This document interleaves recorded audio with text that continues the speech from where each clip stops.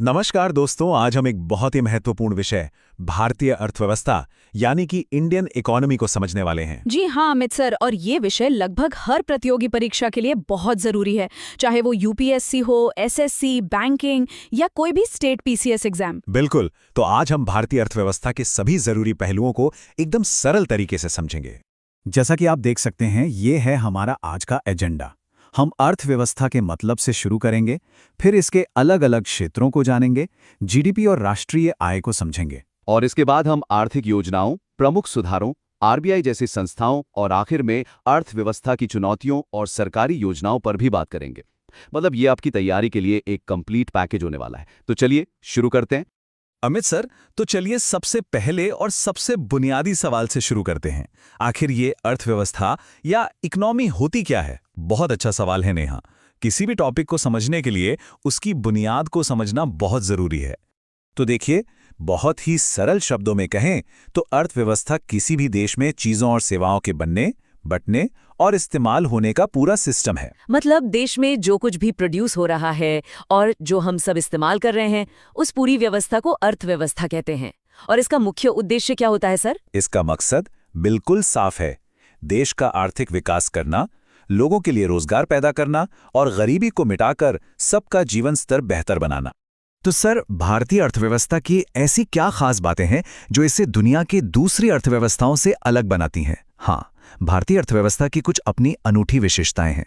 सबसे पहली, यह एक मिश्रित अर्थव्यवस्था है, यानी यहाँ सरकारी और प्राइवेट दोनों क्षेत्र मिलकर काम करते हैं। दूसरा, हमारी एक बड़ी आबादी आज भी खेती पर निर्भर है और हमारी विशाल जनसंख्या भी तो एक बड़ी विशेषता है, जिसका मतलब है हमारे पास एक बहुत बड़ी वर्कफोर्स है। बिल्कुल। इसके अलावा हमारे जीडीपी में सर्विस सेक्टर का दबदबा है, जिसके बारे में हम आगे विस्तार से जानेंगे।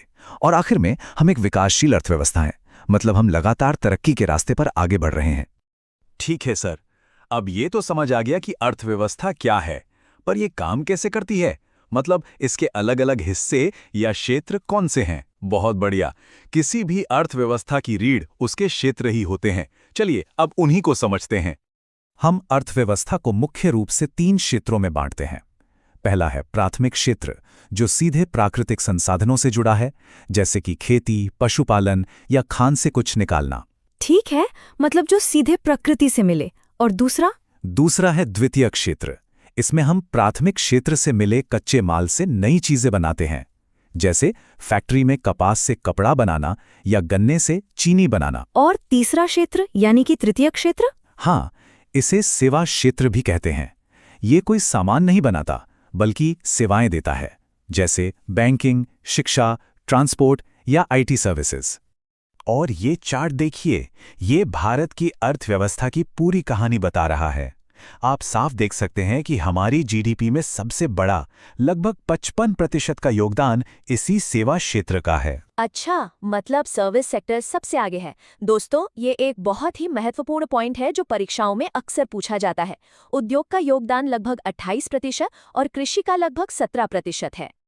ठीक है सर, तो हमने अर्थव्यवस्था के ढांचे और उसके क्षेत्रों को तो समझ लिया, पर अब सवाल ये है कि हम किसी देश की आर्थिक तरक्की को मापते कैसे हैं? बिल्कुल सही सवाल। और यहीं पर जीडीपी और राष्ट्रीय आय जैसे महत्वपूर्ण कॉन्सेप्ट्स आते हैं, जो किसी भी अर्थव्यवस्था का हेल्थ कार्ड होते हैं। हाँ सर, ये सवाल तो हम सबके मन में आता है। हम अक्सर न्यूज़ में सुनते हैं कि जीडीपी बढ़ गई या जीडीपी घट गई। तो आखिर ये जीडीपी होती क्या है? चलिए आज इस कंफ्यूजन को हमेशा के लिए दूर करते हैं। देखिए, जीडीपी यानी ग्रॉस डोमेस्टिक प्रोडक्ट का सीधा सा मतलब है एक साल के अंदर देश की सीमाओं के भीतर बने सभी सामानों और दी गई सभी सेवाओं की कुल कीमत। अच्छा, तो इसे मापते कैसे हैं? इसे 2 तरह से मापते हैं। एक होती है नॉमिनल जीडीपी, जो आज की कीमतों पर होती है, और दूसरी होती है रियल जीडीपी, जिसमें से महंगाई का असर हटा दिया जाता है। रियल जीडीपी ही अर्थव्यवस्था की असली ग्रोथ दिखाती है। और ये रहा जीडीपी को कैलकुलेट करने का फॉर्मूला, जो परीक्षा के नजरिए से बहुत बहुत जरूरी है। जी हाँ, जीडीपी बराबर है देश में हुआ कुल उपभोग प्लस कुल निवेश प्लस सरकारी खर्च और नेट एक्सपोर्ट यानी निर्यात में से आयात को घटाकर। दोस्तों, इस फॉर्मूले को जरूर याद रखिएगा।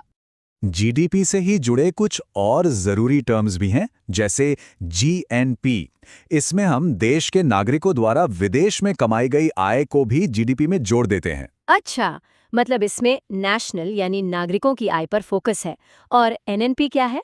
एनएनपी निकालने के लिए हम जीएनपी में से मशीनों की घिसावट जैसे खर्च, जिसे डिप्रिसिएशन कहते हैं, उसे घटा देते हैं। और आखिर में आती है प्रति व्यक्ति आय, जो देश की कुल राष्ट्रीय आय को जनसंख्या से भाग देकर निकाली जाती है। सर, भारत की आर्थिक कहानी सिर्फ इन आंकड़ों की नहीं है। इसमें योजना और बड़े-बड़े सुधारों का भी बहुत बड़ा रोल रहा है ना? बिल्कुल नेहा। भारत ने अपनी अर्थव्यवस्था को सही दिशा देने के लिए समय-समय पर कई बड़े कदम उठाए हैं। चलिए उन पर एक नजर डालते हैं।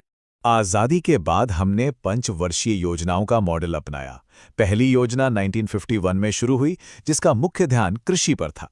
लेकिन सर, इस सफर में सबसे बड़ा मोड़ तो 1991 में आया था ना? है ना? हाँ, वो भारतीय अर्थव्यवस्था के लिए एक ऐतिहासिक साल था। और फिर 2015 में योजना आयोग की जगह नीति आयोग बनाया गया, जो एक थिंक टैंक की तरह काम करता है। तो सर, 1991 में ऐसा क्या हुआ था जो इन सुधारों की जरूरत पड़ गई? उस समय भारत एक बड़े आर्थिक संकट से गुजर रहा था। उससे बाहर निकलने के लिए ये 3 बड़े सुधार किए गए, जिन्हें अब एलपीजी रिफॉर्म्स भी कहते हैं। एलपीजी यानी लिबरलाइजेशन, प्राइवेटाइजेशन और ग्लोबलाइजेशन। बिल्कुल। एल यानी उदारीकरण, जिसमें व्यापार पर से सरकारी कंट्रोल कम किया गया। पी यानी प्राइवेटाइजेशन, जिसमें सरकारी कंपनियों में निजी क्षेत्र की भागीदारी बढ़ाई गई। और जी यानी वैश्वीकरण, जिसमें भारतीय बाजार को दुनिया के लिए खोल दिया गया। सर, इतनी बड़ी और जटिल अर्थव्यवस्था को चलाने और उस पर नजर रखने के लिए कुछ मजबूत संस्थाओं की भी जरूरत होती होगी। निश्चित रूप से बिना सही संस्थानों और सही संकेतकों के कोई भी अर्थव्यवस्था सही रास्ते पर नहीं चल सकती। आइए भारत के कुछ प्रमुख आर्थिक संस्थानों को जानते हैं। ये टेबल परीक्षा के लिए बहुत महत्वपूर्ण है। सबसे पहले है आरबीआई यानी भारतीय रिजर्व बैंक।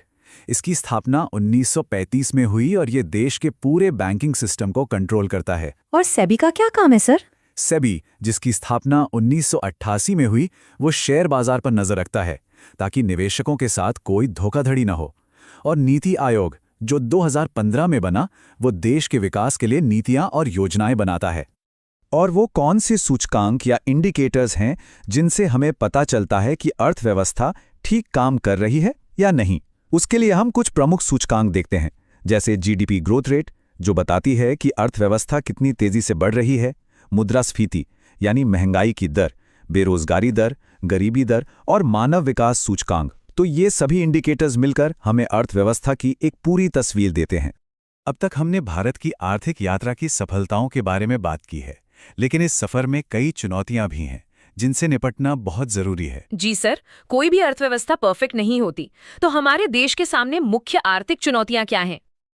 हमारी अर्थव्यवस्था के सामने आज भी कई बड़ी चुनौतियां हैं। बेरोजगारी एक बड़ी समस्या है। गरीबी को पूरी तरह से खत्म करना अभी बाकी है।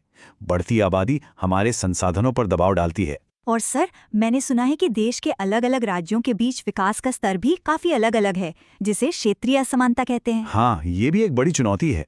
साथ ही हमारी अर्थव्यवस्था आज भी काफी हद तक कृषि पर निर्भर है, जो कि एक जोखिम भरा क्षेत्र है।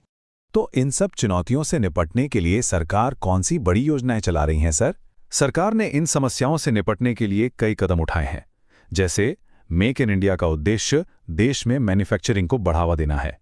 स्टार्टअप इंडिया नए बिजनेस को सपोर्ट करता है। डिजिटल इंडिया देश को टेक्नोलॉजी से जोड़ रहा है। और आत्मनिर्भर भारत का लक्ष्य देश को हर क्षेत्र में आत्मनिर्भर बनाना है।